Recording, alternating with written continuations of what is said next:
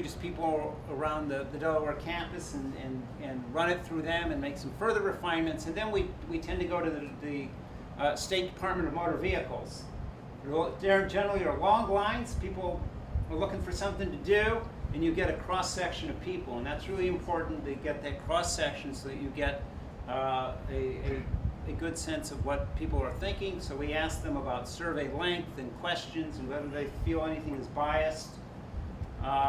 And because that's real important. We've critiqued other surveys, and if you say use the word shall to describe some things and may to describe others, you're biasing your results. If you use one for things that are pro-wind and one for anti-wind, and question order is important. All these things are really important to get good results.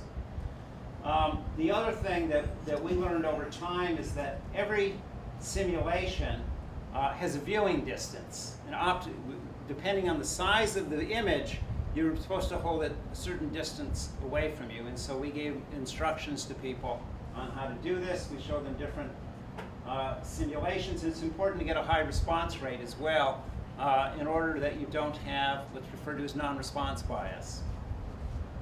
Anyway, if people have questions actually as we go on, you should feel free to raise your hand, and I'll do the best to answer them. So this is, I guess, first a broad view of this most recent survey.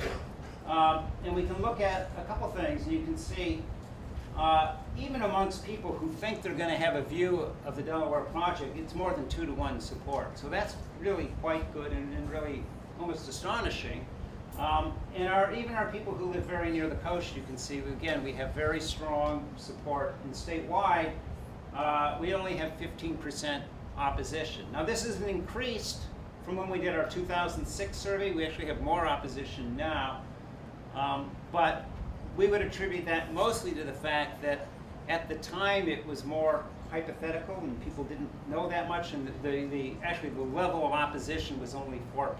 So that's pretty much unheard of, other than if you're in a dictatorship and you can expect those kind of results. You know, not everyone's going to agree on everything, and but still, 81-15 is a pretty strong mandate. You can see things are different in Cape Cod, and you can see the reason that our decision to break up Cape Cod into these different areas was beneficial. So we start off, you can just look at the Sound versus the rest of Cape Cod. So those people who are nearest the coast, where the wind farm is going to be placed, if they border it, majority were opposed, but the rest of Cape Cod, people who are further removed but still live in a similar environment, were supportive. And then those with a project view, who thought they were going to be able to see it, were opposed 3-to-1. Now, certainly, we have to remember that one of the distinguishing features between Delaware and Cape Cod is that for the people on Cape Cod, the project's about 6 miles away, and the people on Delaware, it's 13 miles away. But even after we control from these variables through our different images, there are still some definite differences between the way the people in Delaware view offshore wind and the people that Cape Cod do. Again, everyone got shown images at 6 and at 13. So in Delaware, we first showed them an image at 13 and asked them what they thought. And then we said, well, imagine instead it looked like this. And that was an image at 6. And we did the opposite in Cape Cod. We first showed them 6, because that's the majority view that people were going to have. And then we said, oh, instead imagine it looked like this. Would you support? And we obviously see some merging of views, but still the people in Delaware are more supportive. So my first take home is, when you're thinking about this, the public is not monolithic. You've got to think about different constituencies when you're doing your public consultation and public engagement, that different slices and local communities are going to have different concerns and issues than with Oahu as a whole, or the Big Island, depending on what your project is. We asked people about process. So we asked them whether they thought the developer was transparent, whether the process they thought was fair, the planning process, and whether they had a local say. And you can see, I mean, we've got similar results in Delaware. In Cape Cod, there are more people in Cape Cod who have an opinion, and that's not surprising. That project has been the most publicized wind energy project in the world over the last 9 years. So the fact that more people would have a view, but you can see in both there's a definite pluralities, and this was pretty surprising to us, that particularly in Cape Cod, that people thought the developer was transparent, and this also shows us the importance of an EIS and the public being able, an environmental impact statement, the public being able to have a say. And so my take-home message here is fair process is really critical, that for many people, procedural justice is more important than the substantive result. In that as long as the process is fair, people are willing to live with the result. And so I would urge you, as you're thinking about how to advance this, to really think about how you're going to go about engaging public constituencies. Yes? Was that view you showed us 6 miles? That one. Got it in the way. Well, I think that is, I'm not sure whether it's 6 or 13. The 6 or 13 don't look that much different on a clear day, but it's a little hard to tell because it's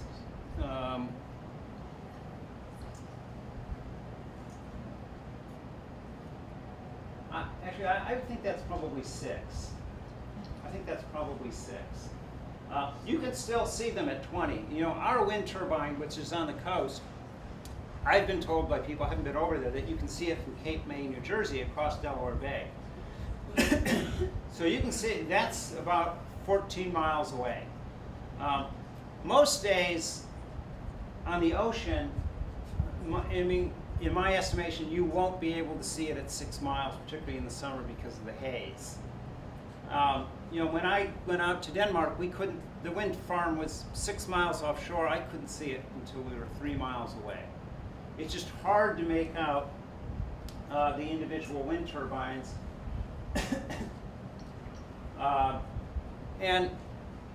But part of it is going to be really important in the United States to build a few projects and get some real views and some real data on what these things look like. So these are simulations, and I tend to think from a visual standpoint, if you don't like them, this is worst case. We have some hazy day simulations that we didn't use. Interestingly, in Denmark, they say people thought they were going to not like the way they looked during the day. They don't care about seeing them during the day. The one thing they do notice is that they can see the red lights at night. And so one of the things the developers have worked very closely with the FAA on trying to minimize the lighting and put the lighting in a direction. It's a little more difficult, obviously, at the Cape Cod one, because you've got land on all 3 sides. If you're building something like we are off Delaware that's just on the ocean side, it becomes easier not to have the lights show. But you do need some lighting, both for navigation and for aircraft. We also ask people not just did they support or oppose, but we try to find out and understand what people believe to be the effects. So do people have good information or not on what is known about the effects based on the operational history in Europe? And what's interesting here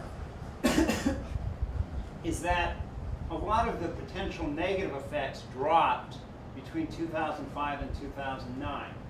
Impacts to fishery, impacts to tourism. You can see, come back to electricity, aesthetics, people were less concerned. Property values, less concerned. Impacts on marine life, less concerned. Bird life, less concerned. Less concern on recreational boating. You know, and I think people did start to get a better understanding that these are likely to cost a little more in the near term, in large part because we don't include all the external costs of our fossil fuel generation. The National Academy of Sciences came out a report in 2009 that looked at the external costs, just the health and climate change costs of coal. And our typical coal plant has 3.2 cents per kilowatt hour that's not included in the price, and our dirtiest coal plant's 11 to 12 cents a kilowatt hour. You can buy coal energy wholesale for about 5 cents. So our dirty plants, the costs that we're not paying for directly are twice as large to supply that as we're paying for it, and we're paying for it in health impacts mostly through increased risk of mortality, through missed work, through hospitalizations. So here again I say environmental impact statements are good. They help people understand the social and environmental impacts. These things take a long time. You got a question? Did you publish the results of the surveys to the public, and did the public react to them? Did the publication of the surveys, if you published them, have any effect on public opinion? I don't know. I wouldn't say that they did. I mean, the public was very supportive when we did our first survey in 2006. Our survey was very important in the public process that led toward the decision to sign a contract for offshore wind. We had a lot of citizens and activists who attended Public Service Commission meetings and spoke out in favor of the wind project. But whenever you have a group of citizens, it's always a question is this are they the vanguard of a larger movement, or is this an isolated group of just people who are really committed? And what we had was people who came and expressed the passion at these meetings, and then we were able to show as well, and the decision makers knew as well, that this in fact represented a public that in our survey said 78% were in favor and only 4% opposed, and the rest undecided. So I would say that it definitely had an impact on the decision makers. I don't know so much that it had an impact on citizens. Yeah. Why would reducing climate change be considered a negative effect? Oh, these are just, it's not. That's probably a poorly titled slide. It should just be believed effects. So you can see a very few percent. Actually, I take that back. This is a perceived negative effect. Some people just have, you can see it's a very small percentage, but some people don't understand obviously the relationship between renewable energy and climate change at all. And as I'll show, people have a different view about the relationship of the relationship between renewable energy and energy independence versus renewable energy and climate change. So some people are just wrong.